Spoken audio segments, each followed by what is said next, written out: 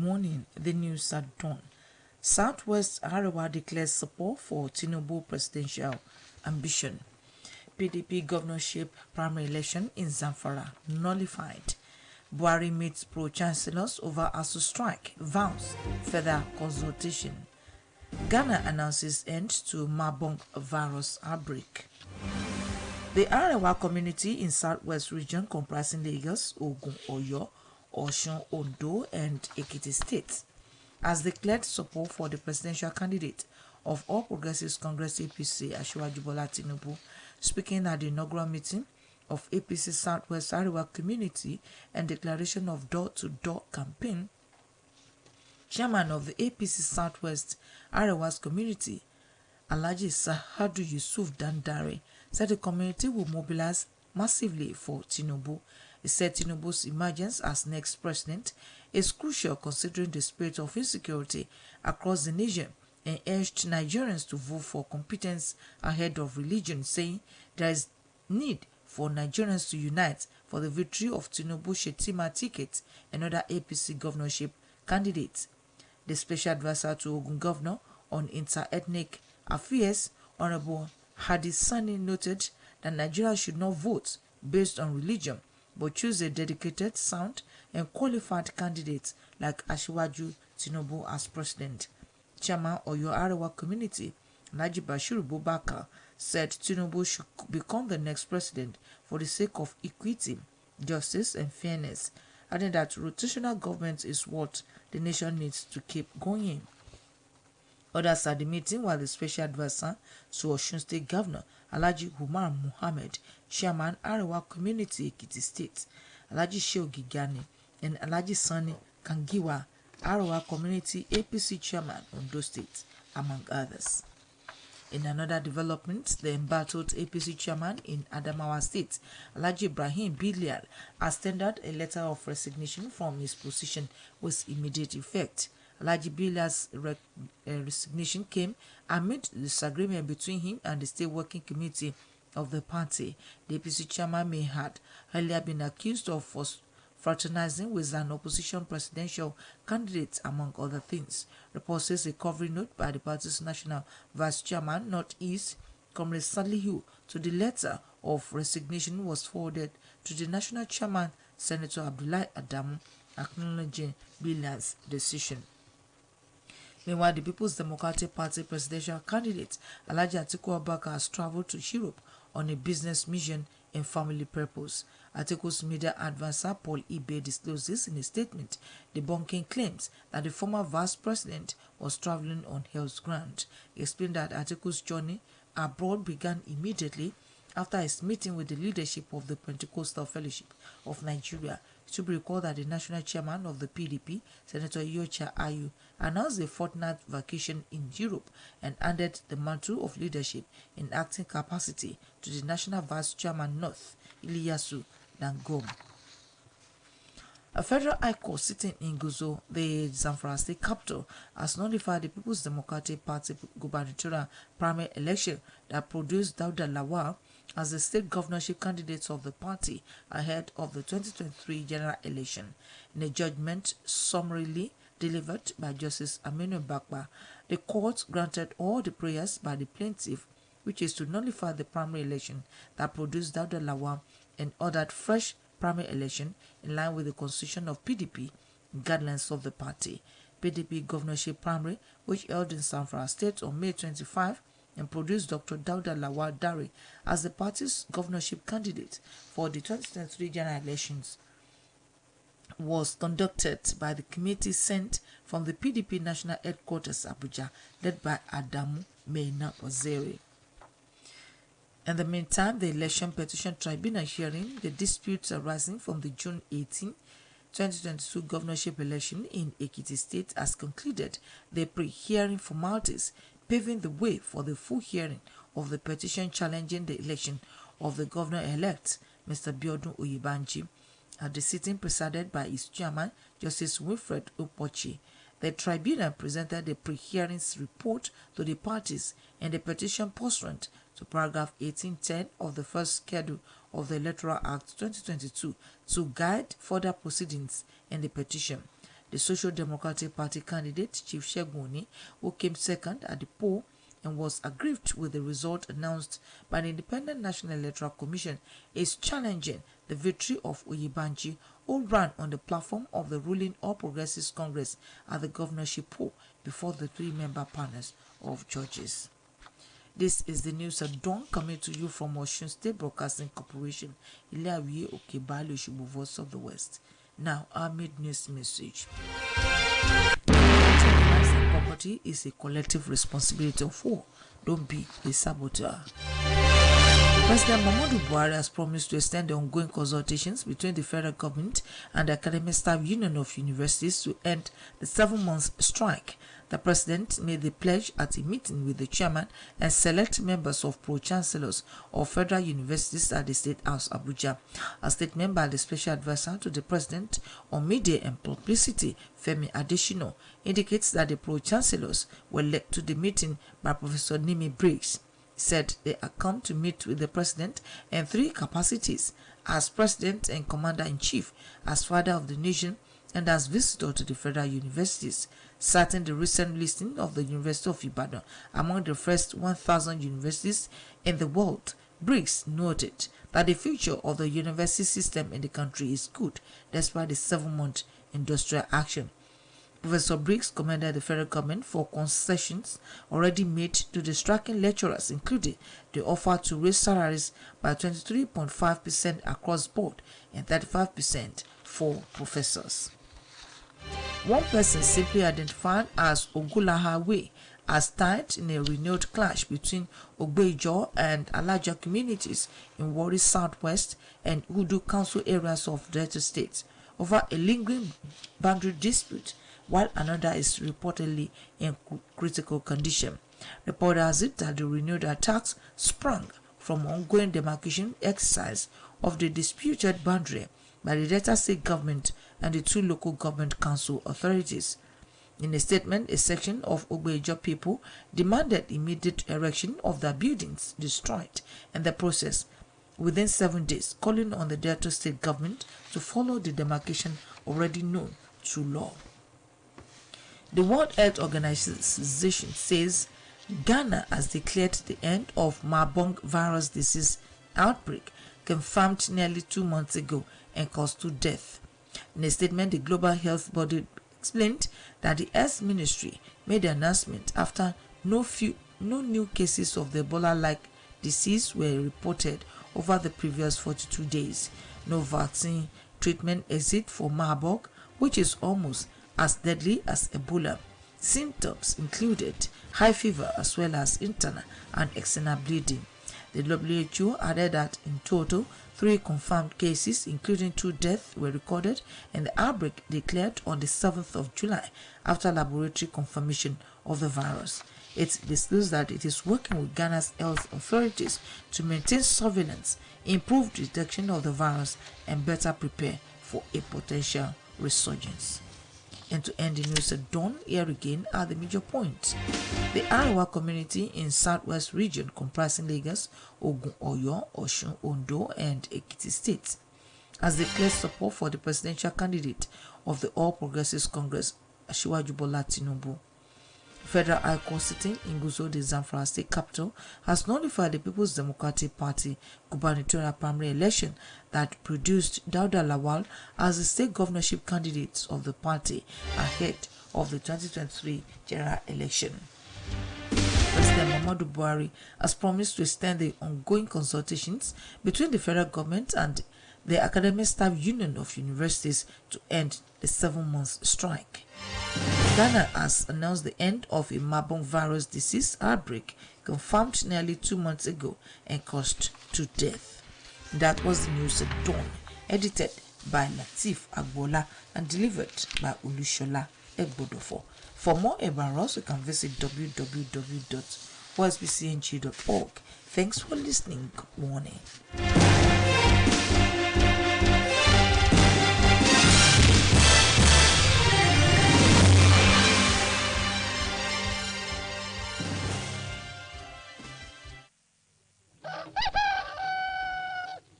Ìròyìn ní kùtù àìrè o lórí rédíò Ọ̀ṣun. ìròyìn ní kùtù àìrè o lórí rédíò Ọ̀ṣun. ìròyìn tó yẹ kóró ẹ̀kọ́ tó múnádóko la ní kí ẹ wá gbọ́ o lórí rédíò Ọ̀ṣun. ẹ kú ojúmọ́ o ìròyìn ní kùtù àì Abíọ́dún Babádíà lóníròyìn ṣáájú ẹbí kókó tó wà nínú ìròyìn náà. ẹgbẹ́ Àríwá lẹ́kùn ìwọ̀ oòrùn gúúsù kéde àtìlẹ́yìn wọn fún olóyè Bọ́lá Tinubu láti dépò ààrẹ.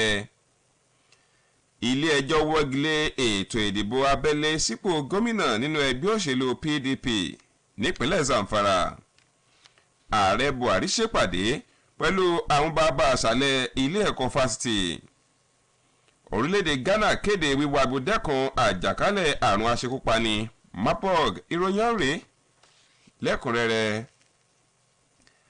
ẹgbẹ́ Àríwá ti ẹkùn ìwọ̀ oòrùn gúúsù ilẹ̀ yìí ní Èkó, Ògùn, Ọ̀yọ́, Ọ̀ṣun, Oǹdó àti ìpínlẹ̀ Èkìtì ti kéde àtìlẹ́yìn wọn fún olùdíje fúnpò ààrẹ lábẹ́ àṣẹ ẹgbẹ́ òṣèlú APC olóyè Bọ́lá Tinubu. nígbà tó ń sọ̀rọ̀ níbi ìpàdé àkọ́kọ́ ẹgbẹ́ náà tí wọ́n ti kéde ìbẹ̀rẹ̀ àti ìpolongo ìdìbò lójúlé sójúlé, alága ẹgbẹ́ Àríwá lẹ́kùn ìwọ̀ oòrùn gúúsù ilẹ̀ yìí Alhaji Shaidu Yusuf Dandre ṣàlàyé pé ẹgbẹ́ ọ̀hún ti ṣetán láti pèrò sọ́kọ̀ àṣeyọrí fún olóyè Bọ́lá Tinubu. ó ní bíbojú wo ipò tọ́rọ̀ ètò ààbò àtàwọn òmíì wà lórílẹ̀‐èdè yìí, aláyà olóyè Bọ́lá Tinubu nìkan ló lè gbódùn la ètò ìṣèjọba ilẹ̀ yìí, pẹ̀lú àrọwà wípé káwọn èèyàn orílẹ̀‐èdè yìí fojú mẹ́ran láwo yíyan ojúlówó olùdíje sípò ààrẹ lákòókò ètò ìdìbò àpapọ̀ nílẹ̀ yìí. alága ẹgbẹ́ Àríwá nípínlẹ̀ Ọ̀yọ́ Alhaji Bashir Bubakar sọ ní tiẹ̀ wípé ó ṣe pàtàkì kí olóyè Tinubu di ààrẹ ilẹ̀ yìí lọ́dún tó ń bọ̀ láti lè ní ìjọba alákòyàwó olódodo àti tó níbẹ̀rù Ọlọ́run, wípé ìjọba mọ̀kànmọ̀kàn ní ohun tó lédè Nàìjíríà nílò nírúfẹ́ àsìkò yìí. lára àwọn tó tún sọ̀rọ̀ níbi ètò náà ni olùdámọ̀ràn pàtàkì fún gómìnà ìpínlẹ̀ Ọ̀ṣun lórí ọ̀rọ̀ àwọn ẹ̀yà mìíràn nípínlẹ̀ yìí Alhaji Umar Muhammed tó fi mọ́ alága Àríwá nípínlẹ̀ Èkìtì Alhaji Shehu Giganet àti Alhaji Sani Kangiwa ni wọ́n ti sọ ọ̀kan ọ̀jọ̀kan pàtàkì ìdí tó fi yẹ kí gbogbo èèyàn ó káwọ́ ti ètò ìpolongo olóyè Bọ́lá Ahmed Tinubu láti dépò ààrẹ nílẹ̀ yìí. alága ẹgbẹ́ òṣèlú APC nípínlẹ̀ Adamawa Alhaji Ibrahim Bila ti fínúfíndọ̀ kọ̀wé fipò rẹ̀ sílẹ̀. alága ẹgbẹ́ òṣèlú ọ̀hún ló kọ̀wé fipò rẹ̀ sílẹ̀ pẹ̀lú bí àìgbọ́ra-ẹniyé ti ń wáyé láàrin òun àti ìgbìmọ̀ amúṣẹ́yà ẹgbẹ́ ọ̀hún nípínlẹ̀ náà.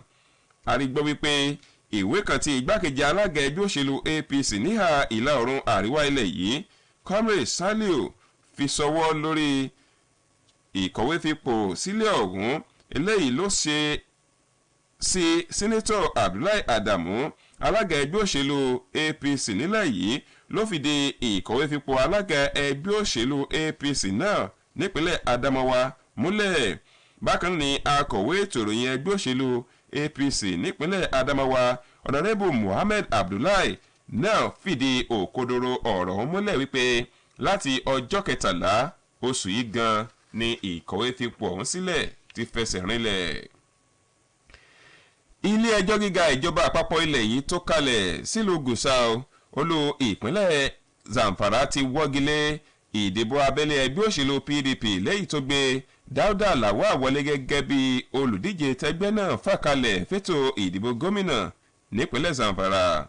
nínú ìdájọ́ onídàájọ́ Aminu Bapa ló ti gba gbogbo àròyé olùpẹ̀jọ́ wọlé láti wọ́gilé ètò ìdìbò abẹ́lé ẹgbẹ́ náà pẹ̀lú ìgbésẹ̀ ṣíṣe àtúnṣe ìdìbò abẹ́lé míì fẹ́gbẹ́ òṣèlú PDP nípínlẹ̀ Zamfara níbàámu pẹ̀lú òfin ẹgbẹ́ ọ̀hún. ètò ìdìbò abẹ́lé ẹgbẹ́ òṣèlú PDP náà tó wáyé ní ọjọ́ 25 oṣù karùn-ún ọdún yìí nípínlẹ̀ Zamfara ó ní ọ̀mọ̀wé Dáúdà Lawal Dáre ti di olùdíje tẹ́gbẹ́ ọ̀hún fà kalẹ̀ láti jáde dupò gómìnà nípínlẹ̀ náà lọ́dún tó ń bọ̀ eléyìí tí ó jẹ́ ìgbìmọ̀ tí ẹgbẹ́ òṣèlú PDP rán wá láti olú iléeṣẹ́ ẹgbẹ́ ọ̀hún lábẹ́ ìdarí Adamu Mina Waziri ló ṣe àkójọpọ̀ rẹ̀ lẹ́yìn ìdìbò ní ọ̀gbẹ́ni Ibrahim Shehu Gusau àti àwọn olùdíje fúnpò gómìnà míì náà mórílé ilé ẹjọ́ láti pè fún wíwọ́gilé ètò ìdìbò wọn wípé gbogbo ọ̀nà tí wọ́n gbà dìbò náà tako àgbékalẹ̀ òfin ẹgbẹ́ òṣèlú PDP. Àwọn olùjẹ́jọ́ ọ̀hún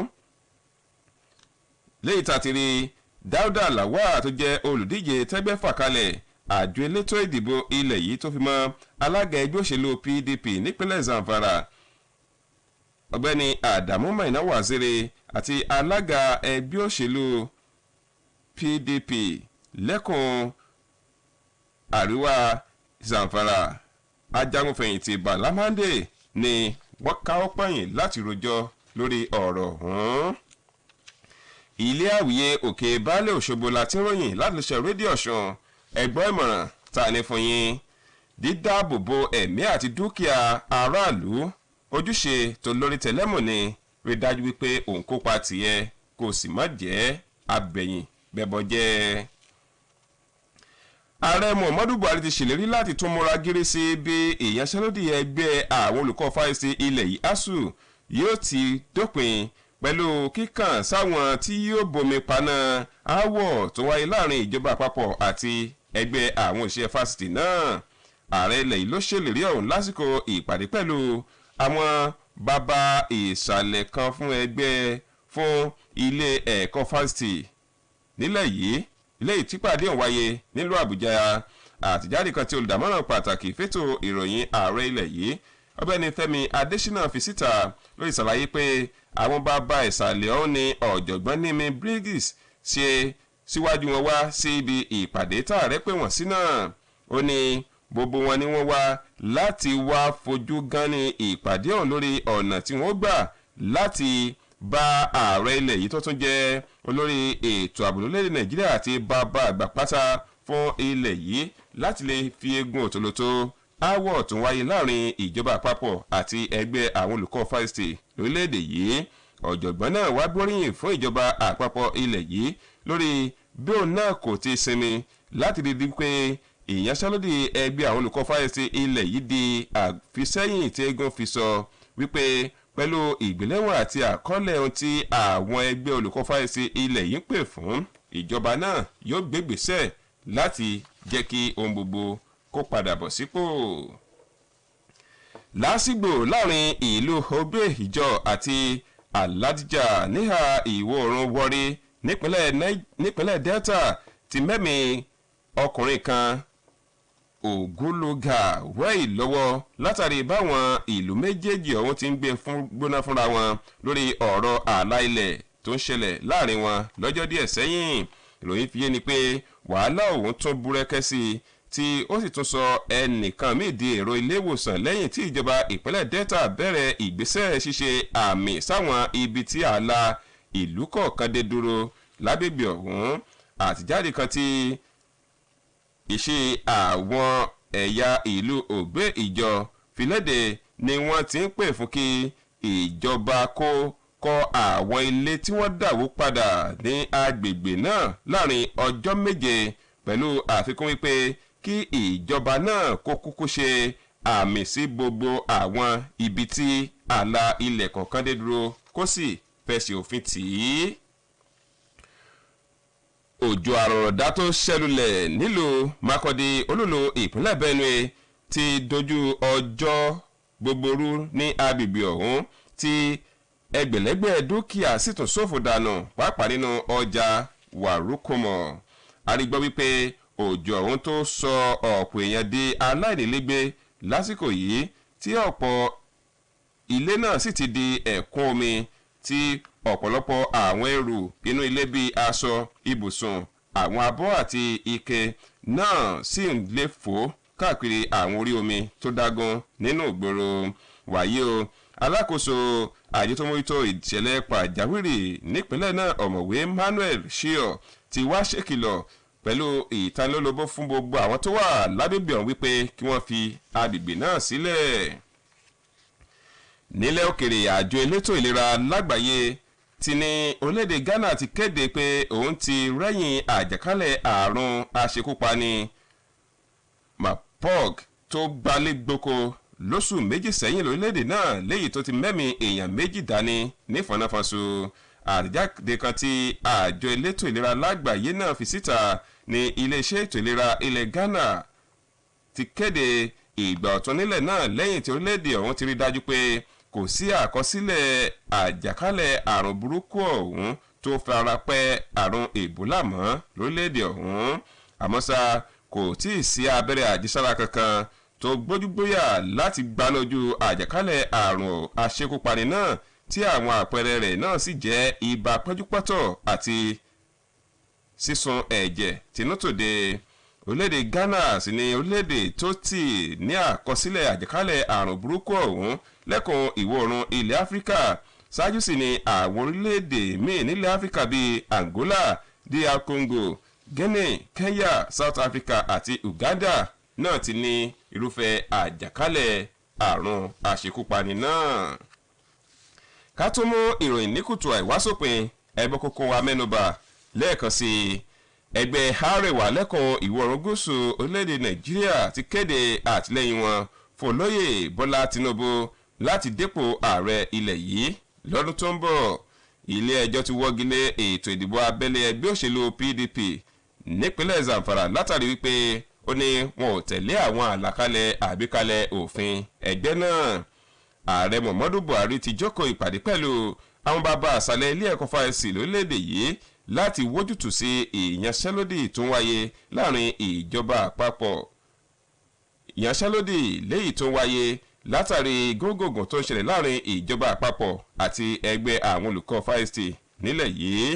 Orílẹ̀-èdè Ghana ti kéde wíwá abùdẹ́kùn àjàkálẹ̀ àrùn aṣekúpani Marburg léyìí tí ó gbalẹ̀ ní orílẹ̀-èdè náà láti nǹkan oṣù méjì sẹ́yìn. Èyí ló pin ìròyìn ní kùtù àì. Lateef Agboola lólóòtú, Abíọ́dún Babájíyà lóníròyìn yìí. Fún ẹ̀kúnrẹ́rẹ́ ìròyìn àti ọ̀rọ̀ tó tún jọmọ́ ti iléeṣẹ́ yìí, ẹ tún lè kàn sí ìtàkùn ayélujára www.osbcng.org. mo kí yín, àkú àjíòde o.